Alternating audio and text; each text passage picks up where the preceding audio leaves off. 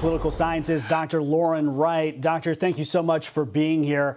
Let's start off with Bernie Sanders and Mamdani at yesterday's event. Sanders saying, quote, "We've got another fight on our hands, which is the future of the Democratic Party." The senator attacking Democratic leadership for not endorsing Mamdani. This is a big deal. There seems to be a void in Democratic leadership, and it appears progressives are in the lead here in filling that void.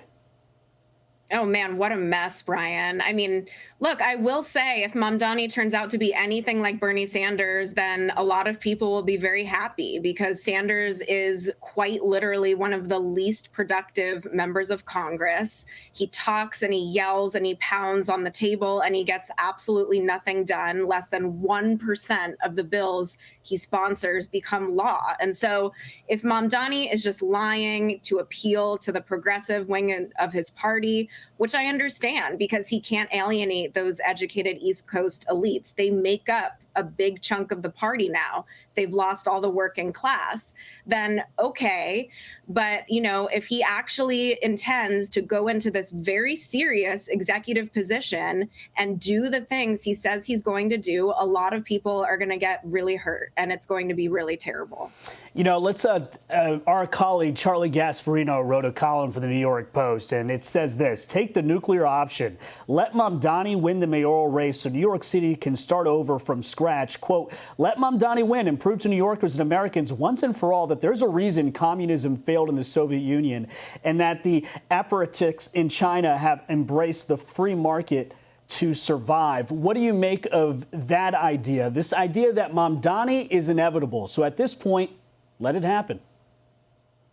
Look, you know, I happen to be a lifelong Republican. I have plenty of, you know, Republican friends who are cheering this and they say, great, there couldn't be anything better for the conservative movement. But you know, a big part of me does actually really care about the people of New York. I live there. My mom is from there. I have a lot of family there.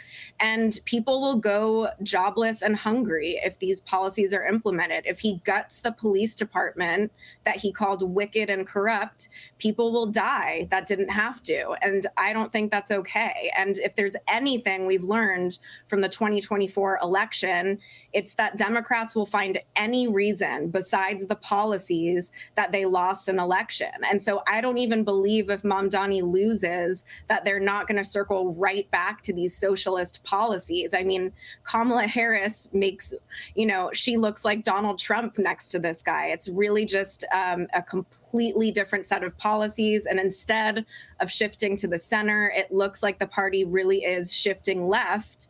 And I don't think they're going to learn the lesson, Brian. So I disagree. You know, based on the polling, it appears the general consensus here is that these candidates need to drop out. And by these candidates, I mean the Republican nominee Curtis Sliwa and Mayor Eric Adams, who both of them are polling way behind Andrew Cuomo, the former governor, and Mamdani, who is leading. The president thinks that as well. What do you make of his involvement in this race?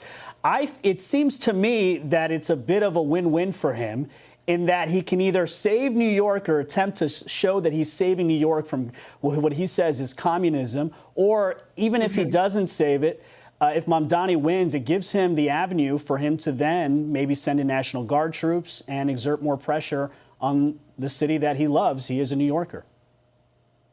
Well, if he sends in the National Guard, that would mean there's an even more dire situation than there is right now in the city. And the truth of the matter is, aside from that very specific move that you just mentioned, Brian, he doesn't have a ton of authority here. He doesn't have a ton of power over what goes on in New York. And that's really why it is so sad, is because the people who will suffer from these policies aren't mobile.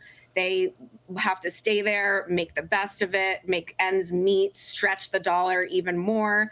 And the people who can afford to leave and escape will. And that's on top of the almost 500,000 people who have already left the city since COVID. So this is a really bad situation, and I totally understand the political benefits. I can see how it's helpful for the president. But again, I really think if Mamdani is serious about these ideas, it's going to be horrific. And lastly and quickly here, you know, Mamdani is promising a rent freeze, which he can't just unilaterally get. He's promising to raise taxes, which he can't do without the approval of New York Governor Kathy Hochul, who is very reluctant and says she's not doing it at all. The basis of these promises that he's making, he can't just do, right? Yeah. Yeah, but he will have a city council that'll probably implement whatever they can allow him to. But you're right, Kathy Hochul is a little bit more of a middle-of-the-road politician. She did deploy the National Guard, for instance, in the subway and got a ton of pushback from her party. Then more moderate members said this is exactly what we need. So she does seem to have a better finger on the pulse of national politics.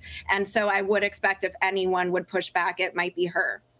There are 12 members of the Democratic Congressional Caucus here of New York that represents New York City, and only 4 have come out and have endorsed Mamdani. So all eyes are on Democratic leadership, and yes, in fact, very telling. Dr. Lauren Wright from Princeton University, wish we had more time. Thanks for the great conversation. Oh, anytime, Brian. Thanks so much. Of course.